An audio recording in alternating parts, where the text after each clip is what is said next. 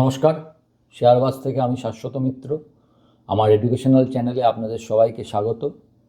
প্রথমেই আপনাদের সবাইকে নেতাজি সুভাষচন্দ্র বসুর জন্মদিন, তাকে প্রণাম করে আপনাদের সবাইয়ের সঙ্গে এই দিনটা আমাদের দেশের জন্য একটা উল্লেখযোগ্য দিন।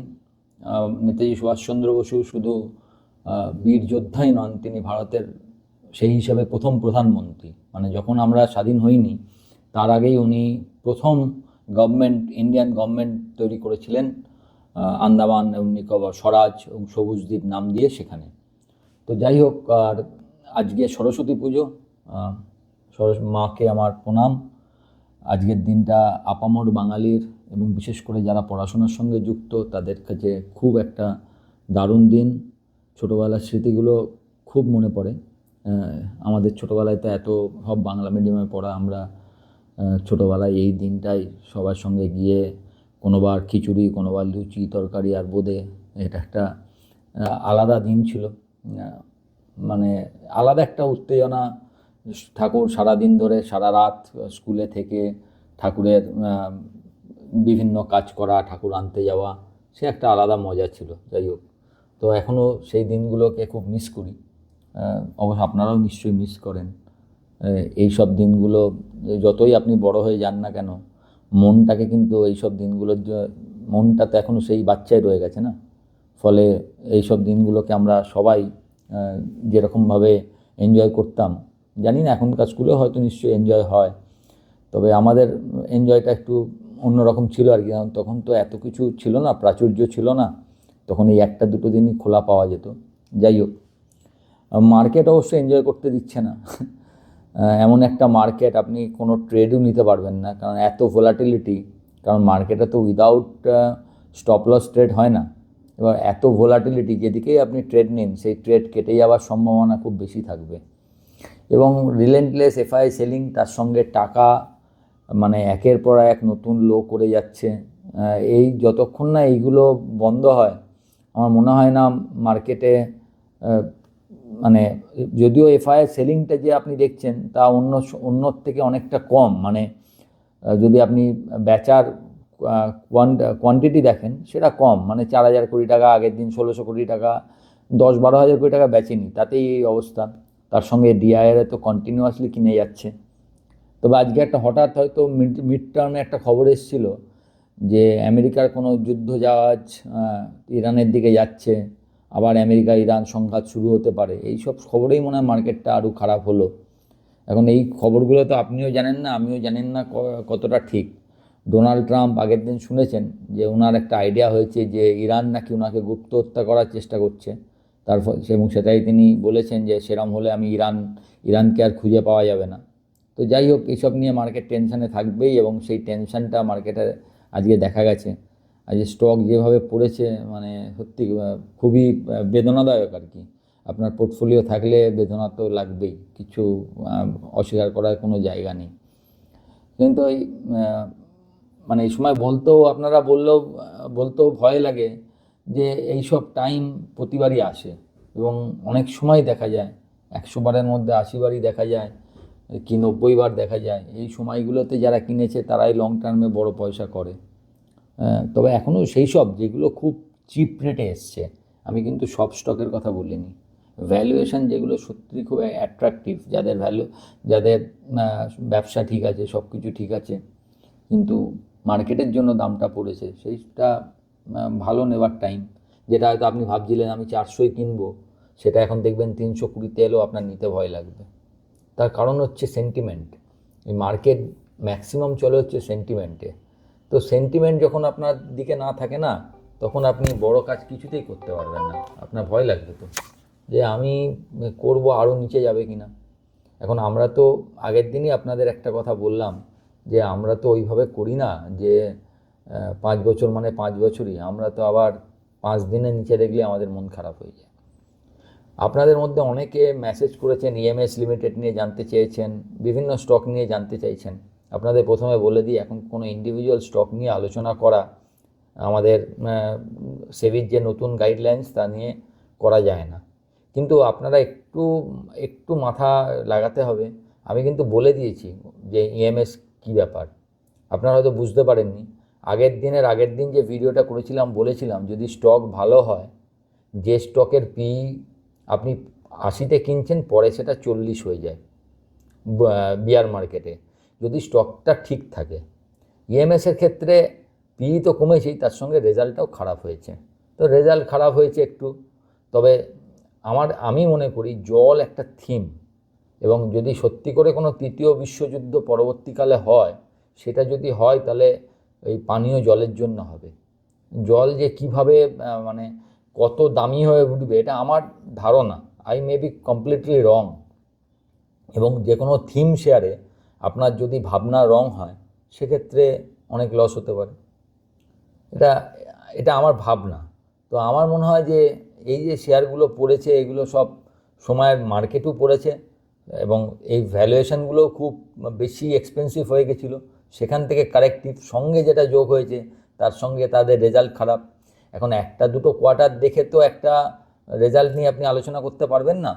তবে আমি এখনও মনে করি যে এই সব স্টক নিলে আপনি যদি নেন, তো আপনাকে অন্ততপক্ষে 3-4টে রেজাল্ট দেখা উচিত, যে সত্যি করে প্রতিটা রেজাল্ট কি এতটা খারাপ হচ্ছে, কোম্পানি কি কোনো ব্যবসায়ী পাচ্ছে না, না জলের আর কোনো প্রয়োজন নেই, ওয়াটার যে কাজগুলো ওরা করে সেই কাজগুলো কি বন্ধ হয়ে যাবে? এইসব প্রশ্নগুলো নিজে করলেই আপনি বুঝতে পারবেন যে আপনার নেওয়াটা ঠিক আছে কিনা।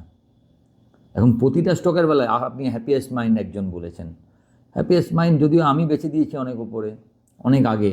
হ্যাপিয়েস্ট মাইন্ড মনে হয় 22-23 সালে কাউকে কোনো একটা ভিডিওতে বলেছিলাম, এবং সেটা তারপরে যখন ওপরে গেছে সেটা বেচতেও বলেছিলাম। তো সেটা নয়, আপনারা অনেকে জিজ্ঞাসা করছেন এবং অনেক শেয়ার নিয়ে জিজ্ঞাসা করছেন। যেটা দেখবেন আমি আপনাদের বলে দিচ্ছি, কাউকে জিজ্ঞাসা করতে হবে না, আপনি ওনার রেজাল্টটা খুলুন। এখন স্ক্রিনার হয়ে গেছে, রেজাল্টটা গিয়ে আপনি একদম পরপর শেষের দিকে দেখবেন 2023, 24, 25, 26 রেজাল্টগুলো দেখুন, যে আয়টা কি বাড়ছে, প্রফিট কি বেড়েছে, কেন কমে, যদি কমে থাকে কেন কমেছে, কি লস হয়েছে, মার্জিন কি কমেছে, সব থাকে ওখানে। যদি এগুলো ঠিক থাকে, ব্যবসা যদি ঠিক আছে, মানে আপনার আগে আয় ছিল 200 কোটি টাকা, সেটা 400 কোটি টাকা 2 বছরে হয়েছে, তার মানে আপনার ব্যবসায় কোনো আঁচ হয়নি। আপনার প্রফিট মার্জিন ছিল 10%, কোনোবার সেটা দেখছেন 12 হয়েছে, কোনোবার 9 হয়েছে। আমি কথার কথা বলছি, যদিও 10% প্রফিট মার্জিনটা মার্কেট আরও বেশি প্রফিট মার্জিন পছন্দ করে, হয়েছে। এবার দেখলেন কোনো জায়গায় একটা কোয়ার্টারে অনেক লস দেখাচ্ছে, দেখলেন সেই লসটা কী কারণে, যেরকম এক্সেপশনাল কোনো খরচা, একবারে ওয়ান টাইম খরচা হলে খারাপ হতে পারে, যে ওয়ান টাইম খরচা হয়েছে সেই কারণে সেই খরচাটা আর থাকবে না, এরম হয়। সেটা যদি না হয় তাহলে কেন কমলো?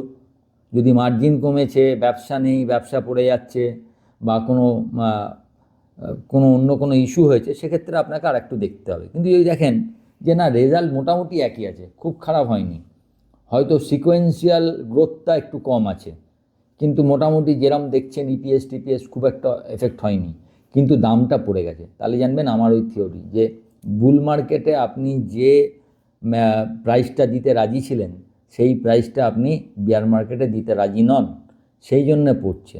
এটা আরও পড়তে পারে, কিন্তু সেই পড়াগুলো মানে তার ফান্ডামেন্টাল খারাপ হয়ে গেছে তা নয়। স্টক মার্কেটে একটা মজা কী জানেন? মজা হচ্ছে যখন ওপরে ওঠে তখন লোকে সবাই ভাবে আরও উঠবে বলে যে কোনো দামে নেয়। আবার যখন পড়ে তখন কিন্তু আমরা সবাই ভয় পাই যে এটা কোথায় যাবে আমি জানি না, দরকার নেই, এখন কিনবো না। ভ্যালুয়েশন নিয়ে আমরা অতটা চিন্তা করি না, আমরা বেশিরভাগই মোমেন্টামে কাজ করতে চাই, যাতে ফলে অনেক দিন ধরে দেখাটা আমাদের ইয়েতে নেই, মানে আমরা করতে পারি না আর কি।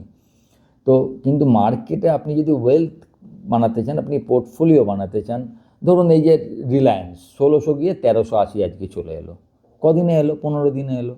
তা রিলায়েন্স কি একদম 15 দিনের মধ্যে সব খারাপ হয়ে গেল? 1600ই বা গেল কেন?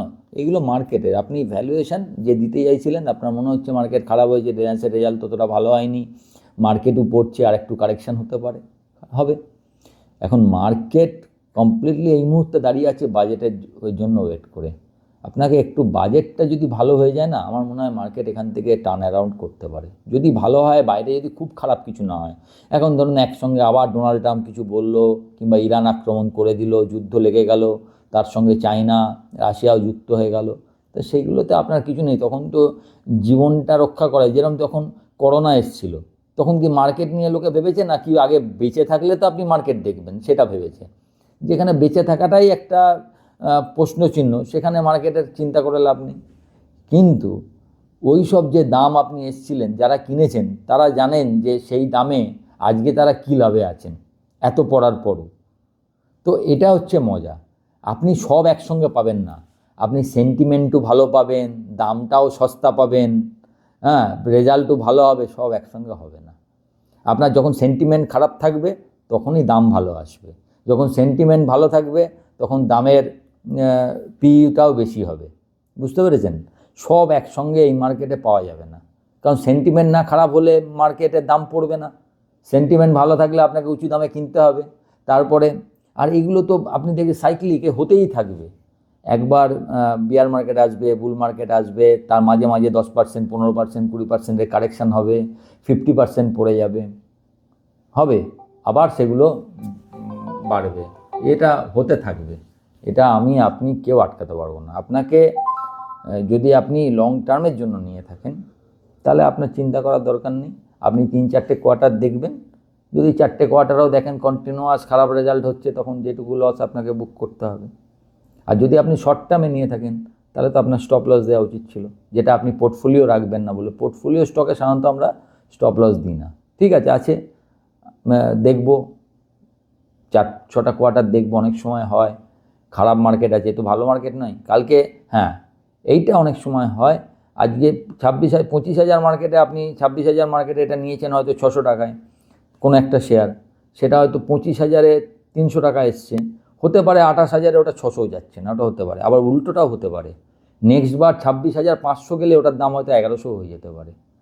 এখন সেটা থেকে বলা যায় কোনটা আন্ডার পারফর্ম করছে, কোনটা আউট পারফর্ম করছে। এখন ওটা একটা সময় এসেছিলো যখন ওইসব শেয়ারের দিকে প্রত্যেকে কিনতে চাইছিল। এখন পরপর 2টো কোয়ার্টারে তাদের রেজাল্ট একটু খারাপ এসছে, খারাপ মানে বেশ ভালোই খারাপ। আপনার ইপিএস মিস হয়েছে মানে 55% বাই 55%। কিন্তু এগুলো হয় কারণ হচ্ছে যে আপনি একটা, এগুলো তো প্রজেক্ট, এই প্রজেক্টের হচ্ছে সবথেকে বড় কথা যে আপনার হাতে অনেক অর্ডার আছে, কিন্তু অর্ডারটাকে তো আপনাকে শেষ করতে হবে, সেটা আপনি করতে পারছেন না। যেটা দেখবেন হ্যালের ক্ষেত্রে হয়, ওদের অর্ডার বুক প্রচুর, কিন্তু কোনো অর্ডার টাইমে ওরা এক্সিকিউট করতে পারে না। অর্ডার এক্সিকিউশনে ভারতীয় কোম্পানিদের খুব প্রবলেম, মানে অর্ডার প্রচুর আছে কিন্তু টাইমলি এক্সিকিউশন, এটা একটা বড় জিনিস। সেটা এইসবের বড় প্রজেক্টে হয়, এবং এখানে জল টলের প্রজেক্টে না, একটা বিশাল বড় এরিয়ার প্রজেক্ট, এবং এখানে প্রচুর রাজনৈতিক ব্যাপার ট্যাপার থাকে, ফলে একটু এইসব ঘটনা ঘটতে থাকে। তো আপনাকে ওটা একটু দেখতে হবে। যাই হোক, আমার মনে হয় না খুব একটা খারাপ কিছু হবে, তাও একটু দেখা যাক।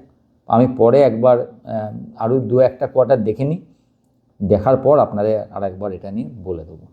ভালো থাকবেন। মার্কেট নিয়ে অন্য কিছু বলার নেই যতক্ষণ না বাজেট দেখছি, এবং এইটা জানুয়ারি মাসের ফিউচারটা এরম হবে, এটা প্রায় প্রথমেই বলেছিলাম, এটা একটা প্রতিবারই হচ্ছে, চলছে। দেখা যাক, আশা করি ফেব্রুয়ারি মাস ভালো সময় নিয়ে আসবে। Hope for the best. সবাই ভালো থাকবেন। 3 দিনের ছুটি, মজা সে ছুটি কাটান, ভালো থাকুন। নমস্কার।